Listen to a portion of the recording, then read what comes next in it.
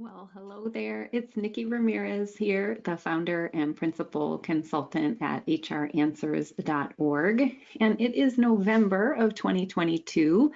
And our team has put together a presentation today to review and dive into some of the best practices and tips that we have for small business employers to create a practical and impactful update to their employee handbook for 2023. And if you don't have an employee handbook yet, then we'll have some great ideas for you to think about and consider as you navigate moving toward publishing your first employee handbook. So thanks for joining us today. And we're really looking forward to a good conversation, sharing a lot of really relevant details for small business employers.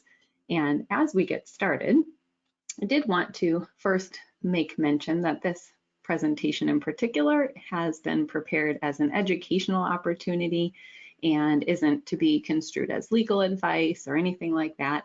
Our team is connected with licensed labor and employment attorneys across the country. So if you find that you need the assistance or the advice of an attorney, you can always reach out to our team for a good referral. All right, so what are we going to be covering today? It's an exciting time of year because folks are thinking about what the new year holds. And with all of the ups and downs, the roller coasters that as small business leaders we've all experienced over the last few years, I think a lot of us are working to stabilize our small businesses.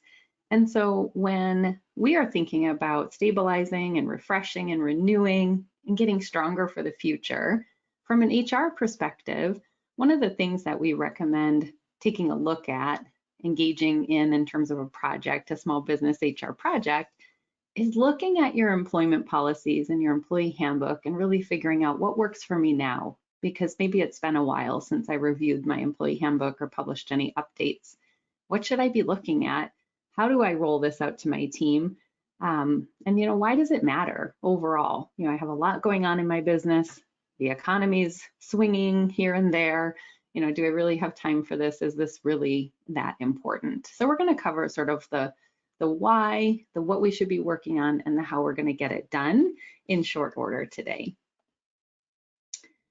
So just to button up some of the whys here, I wanted to start out with a little bit of a framework around employee handbooks that we can agree on, hopefully. And if you don't agree, I hope that you reach out and let me know where our points of disagreement are so that we can work on best alignment. And I'm sure that our team still has something to learn, more to learn from business leaders out there. So we're always inviting your feedback. One of the top reasons, though, that we know working on an employee handbook is a great investment in our time and our energy as business leaders is because it really does allow us to set the tone for successful employment from day one. We're able to communicate with new employees sort of what the rules of the road are. Or in another analogy, we're able to provide new employees with a guide rail of sorts that they can hang on to as they navigate the new work environment. Expectations from one business to another just simply aren't the same. And so when a new employee joins your team, we want you to have the opportunity to establish a positive approach to employee relations, a positive approach to dealing with questions and problems, complaints and concerns. We also want to make sure that we set the tone for successful employment by using communication in the handbook as a mechanism to express to employees how much you value their contribution. And we can, with some careful thought and consideration, we can work to generate positive feelings about the organization and its leaders by crafting policies that are clearly meant to support success in the workplace. Beyond that, we know that some of the benefits of having an employee handbook are that we are able to consistently communicate expectations across your organization. Employees right now are really looking for an equitable workplace, a workplace where everyone has a chance to succeed and where the rules really do apply equally across the board. all employees, regardless of their tenure with the company, their position with the company, et cetera, are all held to some of the very same standards as it relates to creating a work environment in which everyone can be successful. So communicating those consistent conduct expectations, things like that, is one of the benefits of having an employee handbook. We're also able to provide important information to employees that demonstrates that your business intends to align with and comply with federal and state and local employment rules and regulations. You know, the most important thing when we have an employee complaint about non-compliance is that we are able to really show that we did intend to comply. We have a policy that says we would. So if the company or a leader made a decision that was out of alignment with the policy or perhaps violated a rule or regulation, it wasn't anything that we did intentionally. It was perhaps an administrative or clerical errors or just a judgment mistake. And so we can fix that. We can also share important expectations related to attendance and codes of conduct. How do we deal with the holiday season? What about basic safety at work? All that kind of good stuff. So just day-to-day nuts and bolts expectations. We can briefly outline employee benefits and perks and also workplace rules and responsibilities. So what do employees have a right to? What are they entitled to? And what are they responsible for? And then lastly, one of the wonderful benefits of having an employee handbook and great employment policies is that your leadership team is going to have a tool that they can use to address issues, answer questions, and continue to be aligned with your values and your mission and your vision. So as we start to think about the development of the employee handbook, now we've talked a little bit about why we have the handbook, some of the benefits of putting together a great employee handbook. Now, what does it look like to put together an employee handbook that works, a practical tool for your small business? So to begin with, we do want it to be comprehensive. We want it to cover enough topics that it makes sense for your employees. It makes sense for your team based on the size of your company, based on the industry in which you operate, and the location in which your employees work and where your business is located. So we want it to be comprehensive enough. We don't want to leave out important things that employees are wondering about. We also do try to stay away from going into what I would call just overkill mode and having policies just to have policies or trying to cover every question with a policy. We can never really do that. You know, there's never going to be a policy for everything. But when we write a great employee handbook, we can help employees learn how to make decisions as it applies to their relationships with other employees, their interactions with clients and customers and the public. We can help them understand how to access benefits that they're entitled to, all sorts of good stuff. So we want it to be comprehensive, but our team, you know, we're pretty practical. We don't want to go into overkill mode. We do want the handbook to be easy to navigate. It should be easy to electronically search information in your handbook. It should be clickable from the table of contents. You know, it should be navigable electronically. And we should use numbering conventions so that we can refer back to sections and policy numbers. I am not a huge fan of like a traditional legal format, but I do like policies like Section 1, Policy 1, Section 1, Policy 2. Beyond that, you know, we prefer to use a little bit lighter, more natural, conversational type style. We don't have policy, you know, Section 1, Policy 1A1. We don't go that deep into the numerical numbering or traditional formatting. The most important thing is that the book is easy to navigate for your employees, not that it reads like an employment contract or anything like that. We do want it to be state specific, local specific, so the rules and regulations that you want to show that you comply with in your business, those are likely tied to state, federal, and local rules. So we want to address those things that are most important, of course. We want it to be industry specific as well. So if you are working in a public-facing operation or a client-facing operation, you know, perhaps we put together a client service policy that makes sense in your business, which would be very different from a customer service policy in a different business. Maybe you operate in medical practice or group mental health practice. Your policy is going to look very different than a customer service policy for a retail operation or a restaurant. And then we want it to be company specific as well. So we do want to encourage small business leaders to not be afraid to weave in dialogue about your values, your mission, and your vision throughout the handbook to create context for your employees so that they understand how your employee policies, your employment policies, how they align with and support the type of workplace that you want to design and deliver for your employees. Some of the things that we are trying to avoid when we put together an employee handbook, we do want to ensure that we're avoiding legal language or any language that would create a contract. If you would like to have contractual agreements with your employees, those should happen outside of the employee handbook. Most employee handbooks will have a disclaimer that says, hey, this document is meant to provide policies. Our employment with our employees is likely at will, which means that employees can come and go. Employees can leave without cause, reason, or notice. And the employer can decide to terminate an employee without cause, reason, or notice, as long as it's not unlawful. So we say those things in the employee handbook, and we say those things in the acknowledgement forms. But then we do things like put non-compete language into handbooks or non-solicitation language into handbooks. And so we want to be wary about that, because what we are doing when we put non-solicitation or non-compete type policies or clauses into handbooks is trying to create contractual agreements between the employee and the employer just for those policies. And that really doesn't work. That muddies the waters in a big way.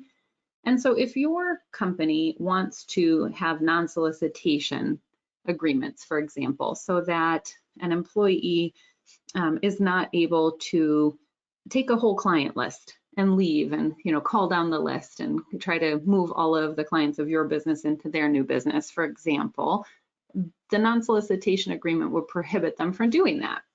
But again, that is a contract or an agreement that is set up and put together outside of your employee handbook. And we really do encourage small business leaders to get with a trusted labor and employment attorney to look at those agreements, because on a state-by-state basis, the agreements do tend to look a little bit different. Another thing that we want to put on the things to avoid list is complicating our employee handbook with procedures.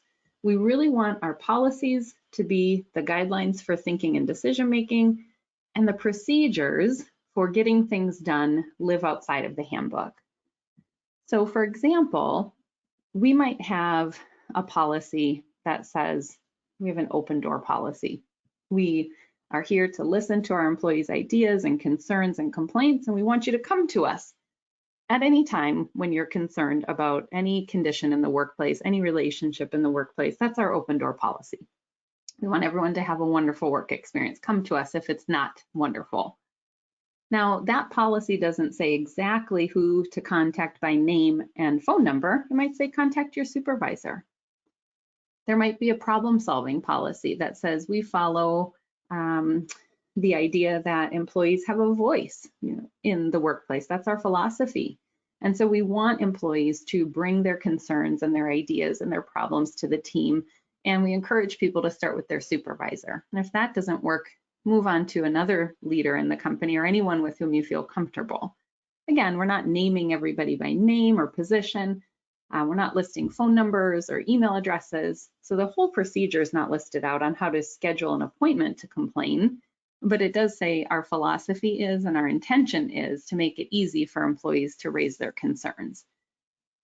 So we want to stay away again from getting too deep into writing procedures into handbooks. Another one that we've seen a lot that we really try to encourage our team to look at and our clients to refine are timekeeping procedures. So if you have timesheets or time reporting or calendaring type rules within the workplace, and you're naming the systems that you're using in your employee handbook in order to timekeep or report payroll, things like that, We really do encourage folks to get away from naming those systems, putting email addresses to people that support the payroll or the timekeeping process. We want handbooks to be able to stand alone without too many updates that are small and administrative for at least up to a year. So we don't want to have to update a policy when there's turnover within the company because an email address changes or a person's name changes in the handbook. We want to make sure that we make it as simple and practical as possible, that once your employee signs off on the handbook, that really until there are substantive changes, big changes that really apply to the way that the business is working, not who's doing the work necessarily. And we don't want to have to complete updates and roll out formal updates for that. More on that later. The last thing that I wanted to share here is really just that we want to avoid using overly technical language or legal jargon. Employee handbooks should be easy for people to understand and navigate as new employees. Or in the unfortunate circumstance that your employee handbook is presented in some sort of legal claim or charge, we don't want the judge or the jury or anyone really in the public to have to decode your handbook. So let's use common language. If there are acronyms for certain types of policies, like a PTO policy, for example, let's spell it out in the beginning so that we know what we're talking about if we use an acronym or an abbreviation. All right, and the employee handbook program overall, having an employee handbook is the first step. We want to put it together. Beyond that, we have to do some stuff with it in order to make it worth its weight, so to speak. So in addition to just having your practical and impactful policies put together and ready to go, you have to have a plan for getting your employees to acknowledge that they've received a copy of the handbook and that they know what to do if they have questions. We used to ask employees to sign off that they read and understand all of the policies in the handbook, but really, does that seem practical at this point? We know that employees don't typically engage in reading the entire employee handbook. So let's be careful to ensure that the language is aligned with what we really expect. We collect acknowledgements. Typically, we collect them electronically within a payroll or HR system. Our team really likes Bamboo HR as an option for streamlining some of your HR practices, including collecting acknowledgements on employee handbooks for new employees and updated handbook acknowledgements for existing employees as you do roll out updates down the road. And on that note, if your team would like more information about Bamboo HR, just shoot me an email and I'll send you over some great information that we have bookmarked and saved for you. We have to record keep those acknowledgements. We have to be ready to grab them if somebody asks about it. So sometimes when an employee leaves your business and they've had a little bit of a sticky termination, perhaps, maybe they engaged in some misconduct or something like that, and they've gone on to file for unemployment, for example. You may determine as a business leader that you want to contest that claim. And so you want to be able to share in your reply to their unemployment claim that they engaged in misconduct, and so you don't believe they're eligible for unemployment. Well, at that point, you need to be able to pull out the acknowledgement that the employee received your conduct policy and a copy of your conduct policy to go with it with your response. So make it easy to find those acknowledgements by record keeping them in your HR information system or in a separate file or binder that makes it easy to grab onto. A couple of other quick ideas here. Orient all of your employees to the handbook. Don't just hand it out. Don't just send it out electronically. At least host an open Q&A type meeting for your employees to come and go and ask you what questions they have. Make sure that your leaders, supervisors, team leads, managers, directors, everyone in a role where they lead and make decisions about how to apply policies in the workplace, make sure they get special training though, so that they understand what the compliance techniques are and how to best align compliance and business culture. Make sure the handbook gets rolled out to all your employees when it's updated so that everybody knows what has been updated and where to look for those updates. And then make sure you've got one single point of contact that folks can go to if they have questions about the handbook, aside from an employee's direct supervisor. That makes it easy to identify patterns when updates are needed, or patterns when we find that there are problems with compliance with policies across the organization. Then you have time to analyze it. Some of the other things that we are working with our clients on and that we hear other HR professionals talking about in terms of considerations for 2023 employee handbooks, really thinking about, how are we delivering this information to our employees in a way that meets their needs? So are we translating our handbook to different languages? Do we have a printed copy for employees that do prefer to hold a copy in their hand and review it and highlight it and write on it? Let's make that available. What about our employees who are either unable to read or can't see very well, or simply prefer to hear spoken word? Have we considered an audio version of the employee handbook? And then are you hosting sort of an open HR Q&A on maybe a quarterly basis to invite people to ask questions about policies in the workplace? Those are some of the considerations that we've got on our list, and I hope you consider too. So let's talk a little bit about trends. So we talked about how to design and sort of build out and why we do it the way we do it. Now let's talk about some of these trends. So what we're seeing and what we are recommending is that as we review and revise our employee handbooks for 2023, let's really look to create more flexibility for employees to make good decisions on their own behalf, wherever possible in our policies. Let's focus on policies that address employee well-being, that address employees' needs for flexibility and things like that. And let's make sure that if you haven't done this already, that you revamp your policies to communicate your culture. So how can you create context within the employee handbook, within those policies, to help people understand how much you value them, their contribution, and you want to align with your values like collaboration or accountability or civility or trust. So here are a handful of policies that we are looking at in terms of reconsidering, revising, refining as we go into 2023. So we're really taking a look at employment classifications as well as time tracking. So that's kind of two policies.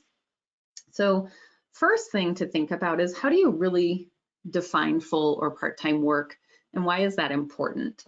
Well, it might be tied to certain types of benefits or perks or time off, things like that in your business. So let's make sure that you've got a realistic and updated idea of what full-time looks like, full-time work and part-time work.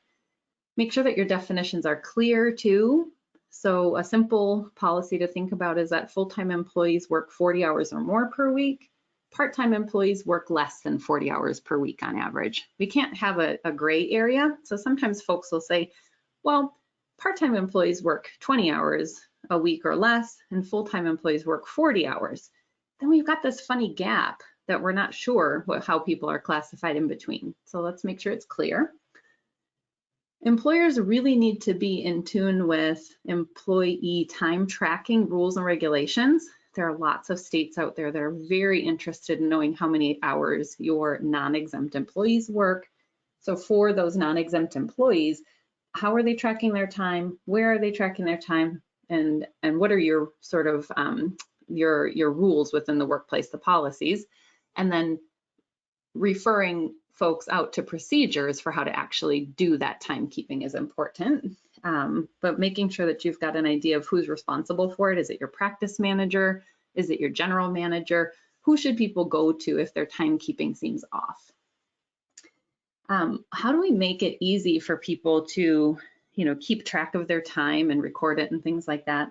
How do we make it easy for people also to understand what they're required to do? Like, for example, employees, non-exempt employees need to clock in and clock out accurately every day that they work. And so that means that they have to clock out when they go to their lunch breaks or their dinner breaks, and they have to clock back in when they return. Super simple instructions that are important so that if you have an employee who is perhaps challenging their pay, saying, I think you are underpaying me, then you have a very simple way to audit for accuracy because your employee's following your policy, they're clocking in and out properly. Now you can audit their time records and say, oh, you know what? There is an administrative error and your pay is short. Let me cut you a check. Or you can say, gosh, this is very strange because it looks like here, based on our time records, all of your time has been paid. What kind of discrepancies are you talking about? And how come your time records don't match your pay stubs? Because our policy is that everybody clocks in and clocks out accurately, timely, every shift. So you can see where those conversations can go and how you can loop the policy requirements into the conversation. And then from an employment classifications perspective, are you clearly defining full-time and part-time status, those sorts of things in your job offer letters and agreements? So we need to have it in our handbook and our policy before we can offer it in a job offer letter or an employee handbook. So we tidy those things up so we can include them in our different areas of business. Telecommute and hybrid work policies are still under scrutiny and up for change right now. Who's eligible for telecommute arrangements or hybrid work arrangements, and have you thought about why? How do you determine alternative work locations for employees? Do you understand how that supports their well-being perhaps? How do they support clients when they're working in alternative locations? And does your telecommute and hybrid policy align with your mission and your values from a workplace culture perspective? And then also, as you're building out your telecommute and hybrid work policies, how will you manage company equipment, and who's responsible for what? What are the rules related to company equipment for telecommuters or folks that take equipment home so that they can work in a hybrid type of work environment? Other general policies to consider: meal breaks and rest periods. First of all, we want folks to look at what's required in each state or local area, because the federal government doesn't mandate any types of rest periods, breaks, meal breaks, nothing like that. So we want to consider what makes sense for your employees, and realistically, how long should your employees really be required to work without a mental or physical break? We see often that employees who are exempt, they're paid a salary or they're exempt on a fee basis, those employees have flexibility to sort of ebb and flow with their day. As their demands come up, they work on them. As demands slow down, they can take breaks. They don't necessarily have a set lunch hour, dinner hour, anything like that. But most often hourly employees are told sort of when breaks are appropriate, when they should take a lunch break or dinner break, those sorts of things. And I just really want folks to be realistic about the physical and mental burden that we place on our employees, and make sure that we really are encouraging people to take the breaks necessary to keep on going and feel fresh on a day-to-day basis. Providing a workplace where our policies align with a culture of well-being is really important right now, probably more than ever. And so things like meal breaks and rest periods those are policies that you might reconsider and refine, and ensure that your employees, if they're working an 8-hour day, that they probably have 2 or 3, 5 or 10-minute breaks that are paid breaks, where they can get up, stretch their legs, wander off for a minute, check their phone, whatever it is, out of the sight of the public or clients. But that's really how we attend to people at this time. Some of the other things to think about in terms of policies to consider or reconsider: do you have updated policy related to your hours of operation and employee schedules? How are employees learning about their schedules? That sort of leans into procedural stuff. But what I wanted to mention here is that some states are passing rules and regulations related to predictive scheduling. And that's the type of employment regulation that says employers have to publish employees' schedules, where employees work a variable schedule, have to publish it a week or 2 or more in advance. And they can't really change it without notice to the employee either. And so this is, again, a way to align your well-being practices with your policies. Perhaps you adopt a policy that says, we do our very best to publish monthly schedules so that our employees can plan their personal lives and balance their work needs as well. And any changes will be as minimal as possible once the schedule is published. Things like that. What about flex time? Do your employees have the ability to perhaps come in early and leave early on a given day if they need to pick their dog up from the vet or something like that. And then when you are looking at your policies for hours and scheduling, things like that, what's your normal practice for looking at regular schedules? Does your organization have sort of blackout dates where it's just not reasonable for employees to take time off based on your industry or your geography or something like that? So taking a look at all those items, really important at this time, again, in an effort to align values with workplace well-being with policies. Another hot topic that we're talking a lot about with employers lately, it seems, is outside employment. And so outside employment policies are pretty practical for most organizations. There are some states that say employers cannot prohibit employees from having outside employment in certain circumstances. There is definitely a push to allow employees to have a side hustle or chase their dreams, make a little money doing so, that sort of thing. But, what is reasonable in your business? Would it be reasonable for a person to have 2 full-time jobs? Could be. I mean, folks ebb and flow with their lives in a lot of different ways. The most common thing that I see and that we recommend as a starting point for these types of policies is really to say, hey, our employees are required to tell us if they are going to accept outside employment. That way, we can discuss how that may impact their current role with this organization. That gives you a platform to discuss with your employee, who is the other employer? Is there some sort of conflict of interest? What type of schedule are they going to commit to with that other employer, and does that overlap with their schedule with you?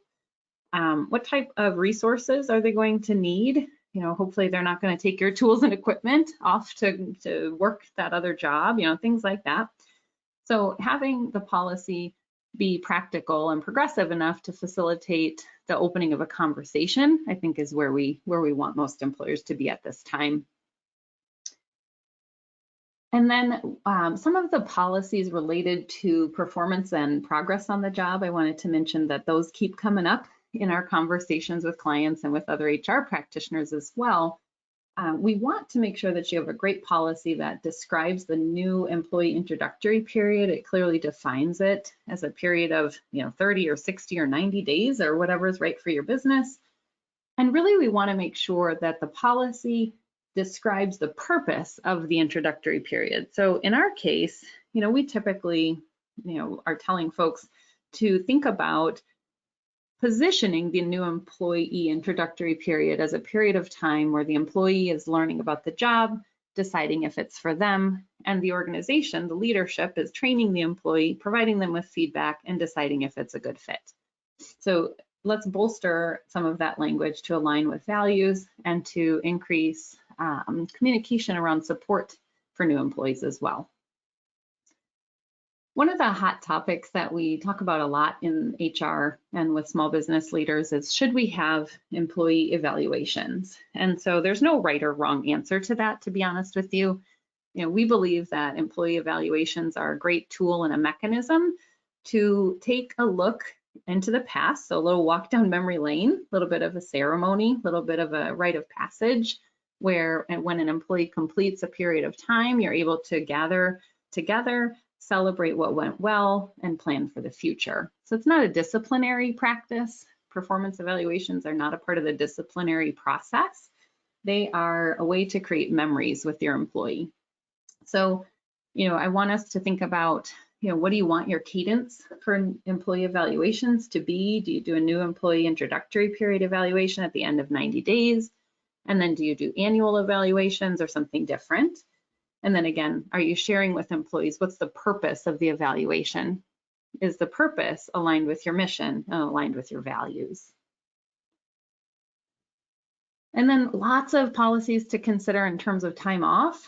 So bereavement and funeral leave is something that we looked a lot at over the last few years. Unfortunately, just with the scope of the pandemic, there were a lot of requests for this sort of time off.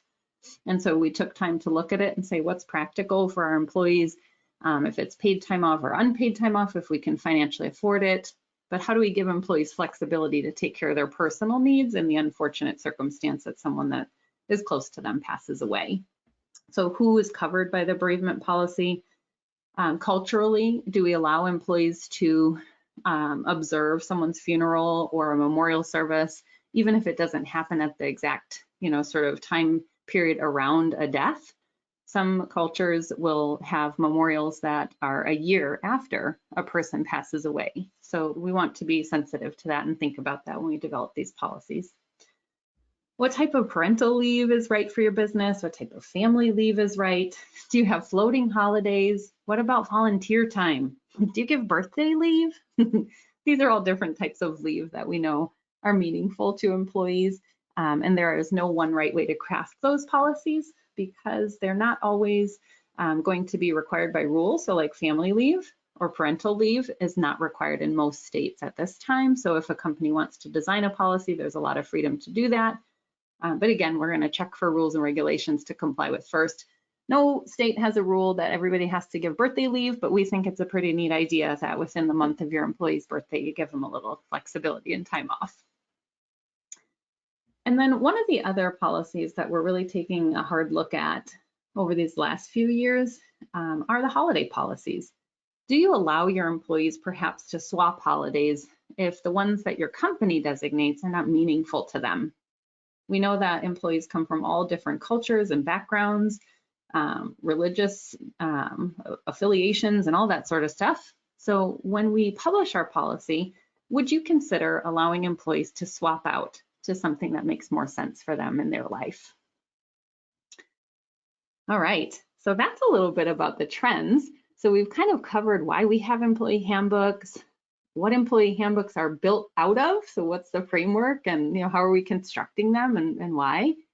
And we've talked about some trends that we're seeing. Now I wanted to do a quick review of some Q&A that we received. So small business leaders that we work with submit questions, and in preparation for this webinar, we also received several questions.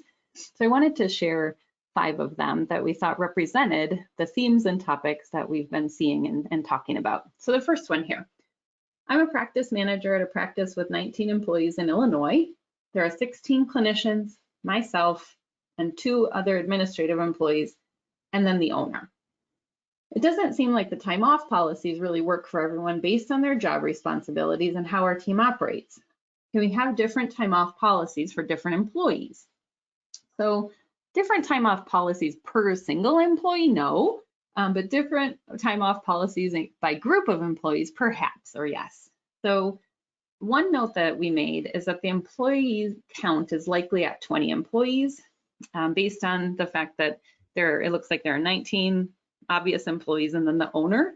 I would check with the owner, see if they receive a paycheck and a W-2, and if they do, then they also count in your employee count, just as an FYI. And just to give a little bit of a deeper dive into the answer. So it's likely okay to create different time off policies to meet the needs of different groups of employees. So for example, maybe clinicians and administrative employees have different policies. In this case, private employers can do this as long as you're not moving out of alignment with like a mandated sick leave policy or something like that. And in addition, when we're looking at these sort of time off benefit policies that are different for different groups of employees, they need to check and make sure that the policy is not systemically creating problems by group. So let's say you run a medical practice and all of your clinicians are male employees. I'm just making this up. And your administrative employees are female employees. And your clinicians get more time off than your administrative employees. Well, yikes, that could be a problem to look at because now your men are receiving more time off than your women in the business. And so we really want to be thoughtful as we build these policies out and make sure that, maybe the accrual strategy is different, but everybody who has a certain number of years with the organization gets the same amount of time off, right? Clinicians maybe accrue at a different rate, but cap at the same amount as an administrative employee. So just different things to think about based on how people time keep, maybe they're exempt or non-exempt, all sorts of moving parts. So yeah, we can be creative and flexible, but we want to make sure that we don't create policies that discriminate against anybody, of course. All right, question number 2. I own a telehealth practice that has a total of 12 remote employees right now. A few employees live in New York. The rest of us live in New Jersey, where the practice is based. We do serve only New Jersey clients. Do I have to worry about New York rules for my handbook? So the answer to that is it's likely that you do.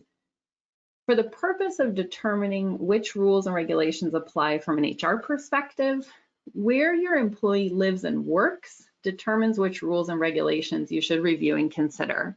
So in this day and age of remote work and flexibility, allowing employees to sort of move, we have an employee moving across the country right now from one state to another, and we discussed that and made sure it worked for both of us. The employer has to agree when an employee is moving their permanent address to another state. The employer is essentially going to have to agree to become an employer in that state. So it's a big decision because there are tax implications for the business, and there may be rules and regulations to consider, such as those related to mandated leaves and benefits required by a certain state. So we do need to consider where employees live and work and where the business is situated, both. Question number 3, here we are. So I own a medical practice in Arizona. We have about 30 employees. I've been working on a new paid holiday policy. I'm ready to roll out my handbook except for that policy. I'm not sure that I can afford all of the paid holidays currently listed in 2023. Should I hold off on publishing my entire handbook until I can figure out the holiday policy? So our short answer here is don't wait. There aren't any real hard and fast rules about what needs to be in an employee handbook in most cases, but I say this, of course, there's a gray area because it's human resources. There are rules and regulations. Some states do require that where a company has a handbook, that they publish certain policies in the handbook. So like if you have a handbook and you have a mandated sick leave policy, it's important to look and see, does my state require me to publish my sick leave policy in my handbook? So just something to think about. And where you're uncertain or things change in your business, you can always publish a memo of sorts, right? It's kind of an old-fashioned word, but it works just fine. So you could publish a holiday policy memo on an annual basis to let your employees know which holidays work. Obviously in the back end, you know, it's for financial reasons. You don't need to say that in the memo. You can publish these memos or updates in alignment with your handbook acknowledgement best practices. So back, several slides ago, many minutes ago now, we talked about the acknowledgement process. If you have a holiday policy that goes out on an annual basis, perhaps you send that out for electronic signature in your HR information system as well. Question number 4, I lead a business with 6 employees in Nevada.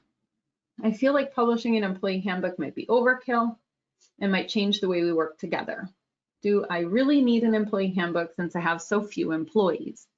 And honestly, this is one of my favorite questions because for me, after 25 years working in human resources and specifically working on employee policy development, the answer is really simple to me. It's yes, you do need an employee handbook. Employees are people. All employees are people. Whether they work for a company that has 1 or 10 or 100 or 1,000 or 100,000 employees, employees are people first. And people need to know what is expected of them. There needs to be clarity so that they can be successful.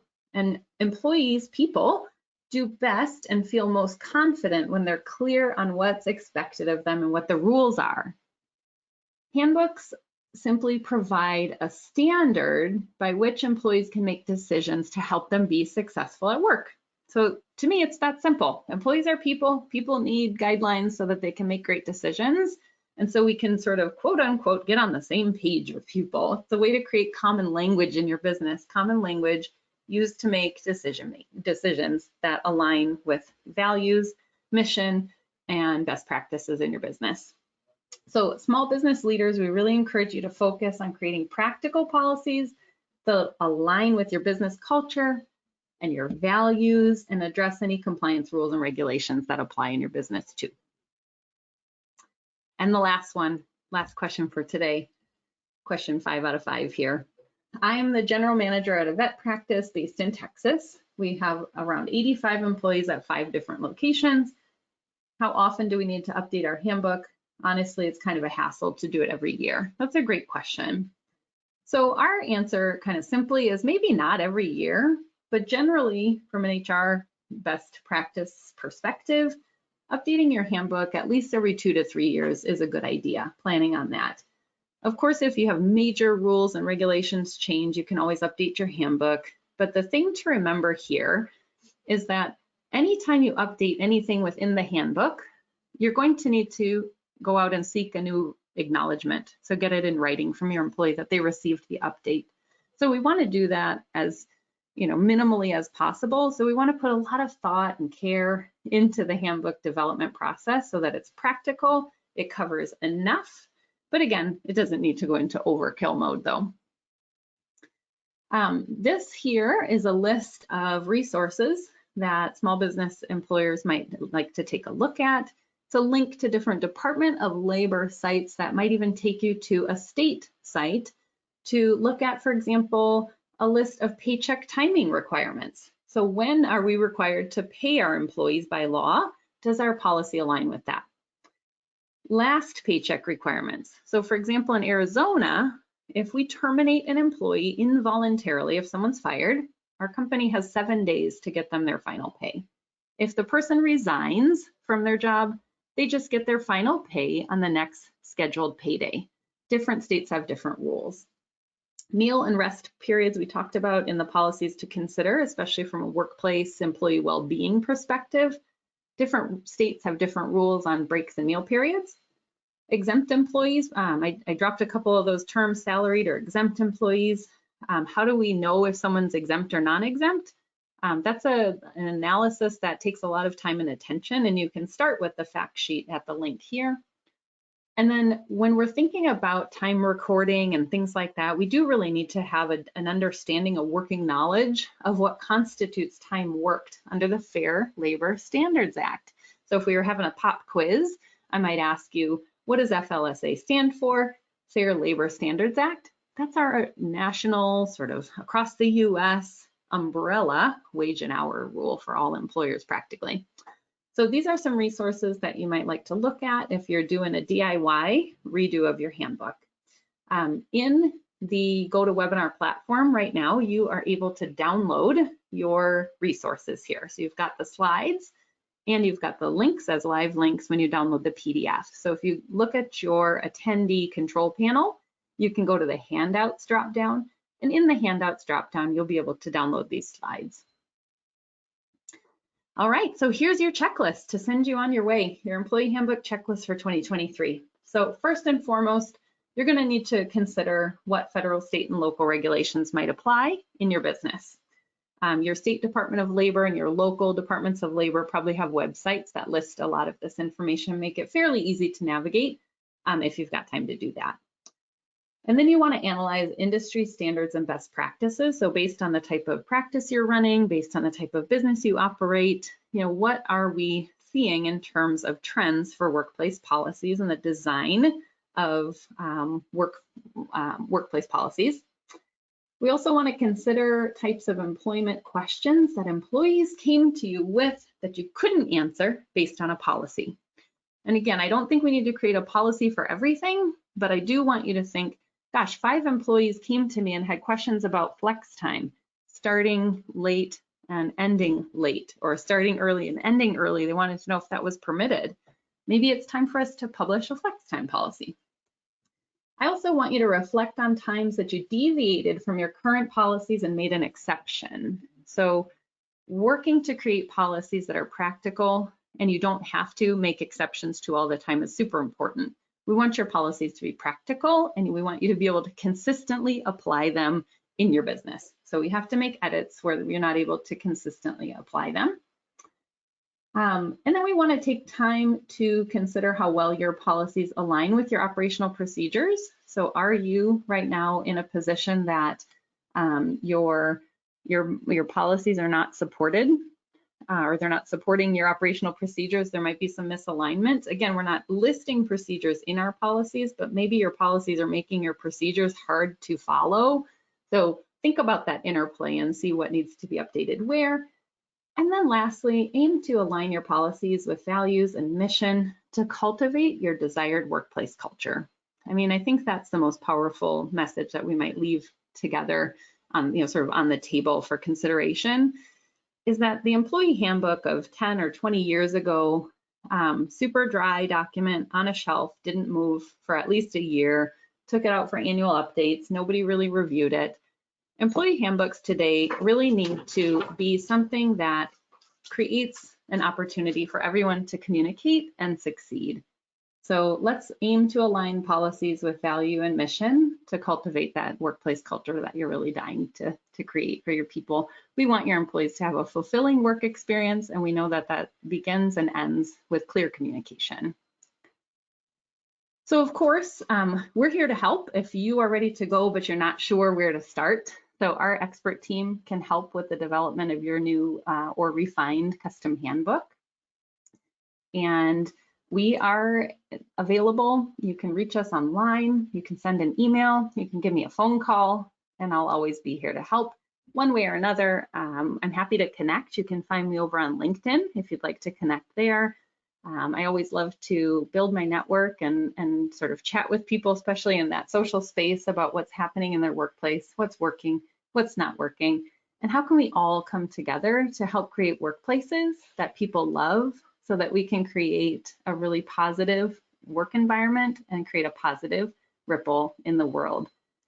So thanks so much for attending, and I hope that you are feeling invited to reach out at your convenience. I hope that you are feeling warmly invited to become a part of our network, and just know that we are here for you when you are ready to work on your HR questions. Thanks so much for coming, and we can't wait to hear from you soon.